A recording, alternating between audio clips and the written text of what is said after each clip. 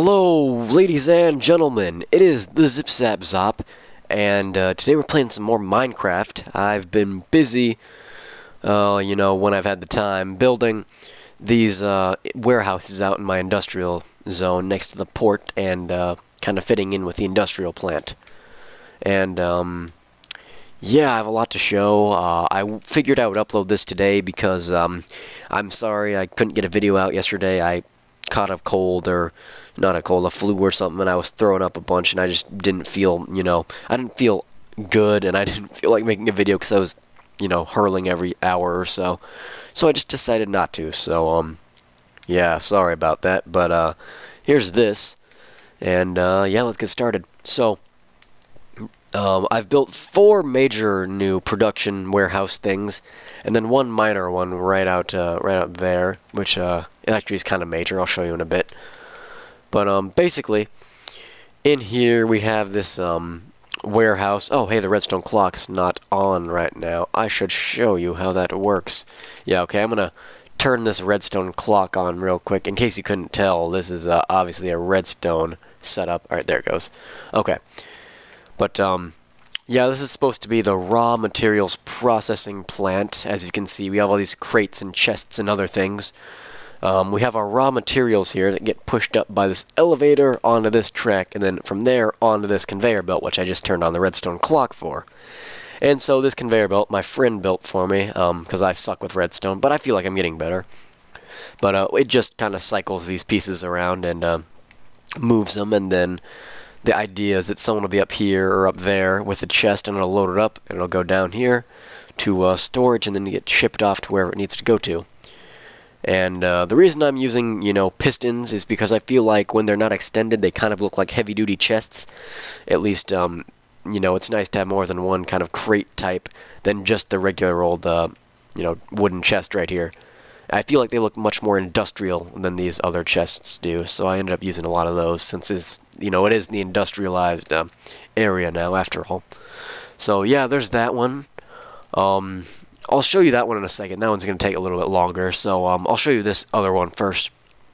Right here is the plant where all the smelting takes place. We have smiths and lava, we got fire, and basically what this is for is to produce smooth stone and really anything that requires a furnace. Obviously, it's going to produce, iron, iron blocks and all these other things.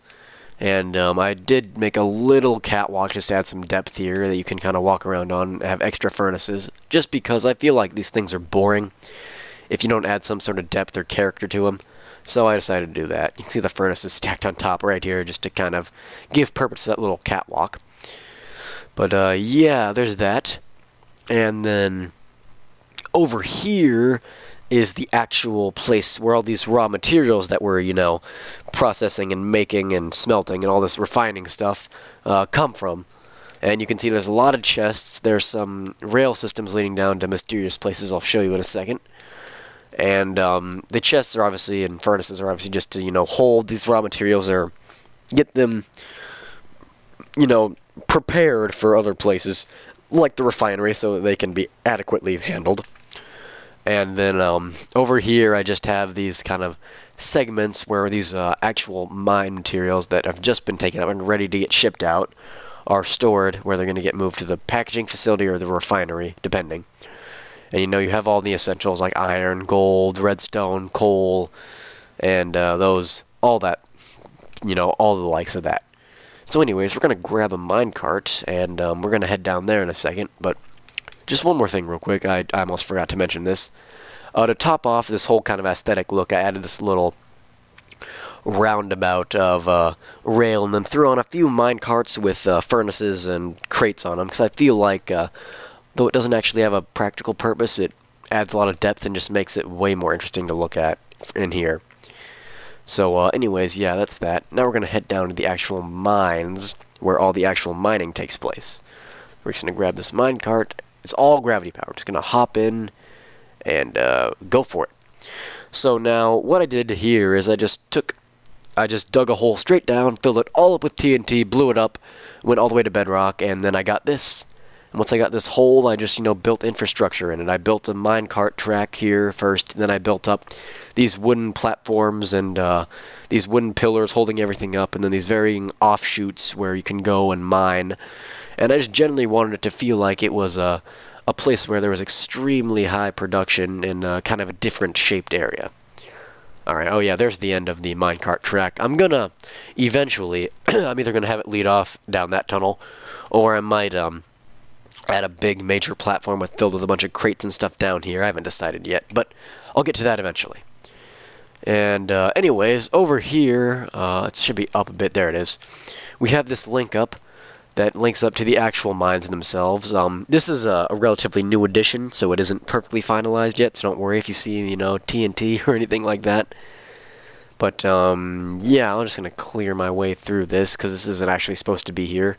My friend thought it'd be funny to put a bunch of TNT around a room here, so yeah, I'll clear that, I'll rest that eventually. But it's going to lead up to this mine right here, and then I just follow this track out to where everything actually happens. So, for the aesthetics down here, I just kind of found a big natural cave system and began detailing it in. That's what I did. So you've got these kind of wooden touches everywhere, making it look realistic. I kind of tried to place items realistically too, like there's a bunch of lava, then there's two, minecart furnaces. Just the little touches like that can add a whole lot to a design. But off this way is the majority of the stuff. So I have these wooden struts here. I was trying to make it look like this was being held up after it was blown out into like that bigger cavern there. And so I have that little walkway, and then I have these pillars here. And I even added a bit of a redstone that was armed with a switch flipped down so that it looked like it blew this area up. And just a bit of mesh to kind of hold that gravel up, because, no one likes gravel. But anyways, through here we just have this clogged and congested track where there's lots of stuff going on. It leads around the lava, up into this little area back here. Not much is going on back here. I kind of was going to build something, but then lava, in a cave, so I just tried to make it look like an industrial accident, because, those happen. And, yeah, then this leads around here to another massive amount of minecarts, but these, are just supposed to make it feel like there's a huge amount of production going on here, and that it's constantly in motion, except, they're all clustered in one spot. I shouldn't really think about that. Oh, well. Anyways, up here is the main transit route. It leads off that way into a tunnel that goes nowhere, but it also leads up here into the nerve center of this whole mining operation, where there's, lots of crates and other things that look like they're supposed to be there.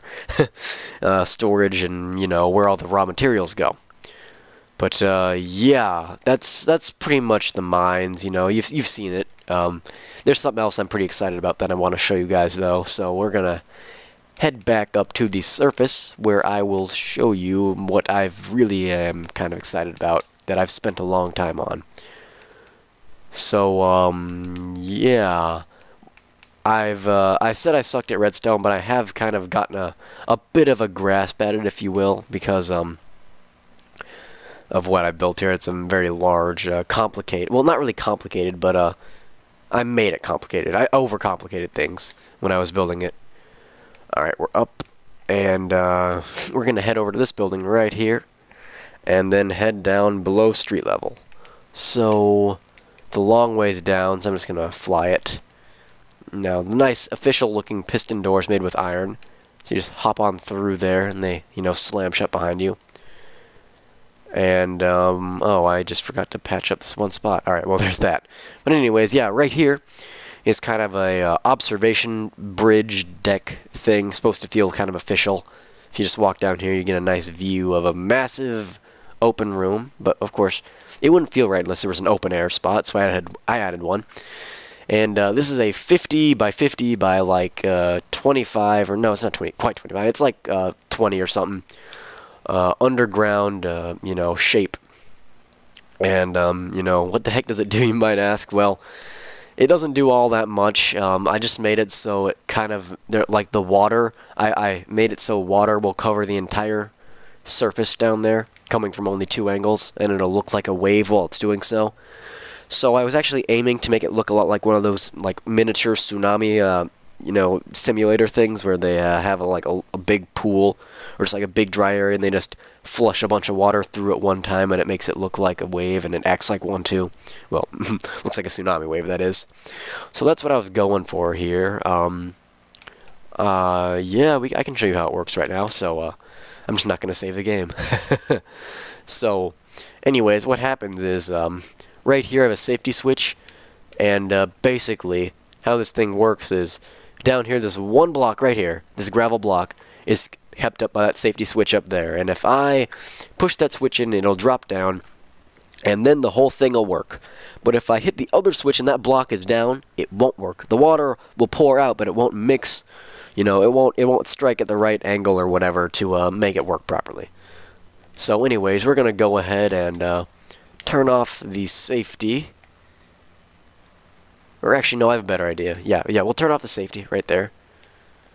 And then we're just going to hit the actual switch and go ahead and fly outside. So now, as you can see, the water is pouring out from two various angles, and what it does is it just it mixes together at a 45-degree angle and then pours out, and it looks like a wave. And that's the result. I feel like it looks kind of cool, like this actually looks like a wave coming towards you. But yeah, all the water merges, and eventually it comes to an end there.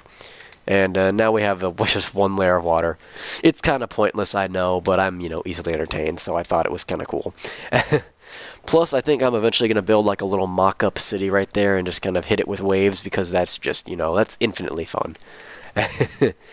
But anyways, this whole thing is really complicated. I'll show you the gist of it. So, right here, this just runs down to the safety. It's pretty straightforward, just a straight line. But this right here is the actual switch for all the pistons that pull back, that make the water work right. And for some reason, if I only use one line, and one line with repeaters in it regularly, then it will not work the way I want it to. It will make an infinite loop, so that once I hit the button, I can't reverse what I've done unless I manually go down and break out all the repeaters. So, to fix this, I made this line have absolutely no repeaters on it, and I made a separate power line that runs along it. Now, the power line obviously just has the repeaters on it, and this by far was the hardest part of figuring out the logistics of this, to get it to not cut each other off. Basically, it's just a 3x3 straight down, and I need to keep them even with each other, otherwise the whole thing won't work. But yeah, it comes out right here, and then this line hooks up to this whole network of inverters, and then this line right here hooks up and just runs along here and is a power supply. And here you can see the actual wiring. This is for the safety switch. But yeah, this whole thing just runs along all the way down to there. And then I have the signal run dry. I don't know if that really matters or not, but I do it anyways. So yeah, anyways, that's what I've been up to. I guess I'm just easily entertained, I don't know, but I thought I would just mess with the water physics a bit, because I knew that if water hits each other at a 90-degree angle, then it merges. We get this. Now, it's kind of like an Olympic swimming pool, actually. But anyways, thanks for watching. I'm the Zip Zap Zop, and I'll see you guys next time.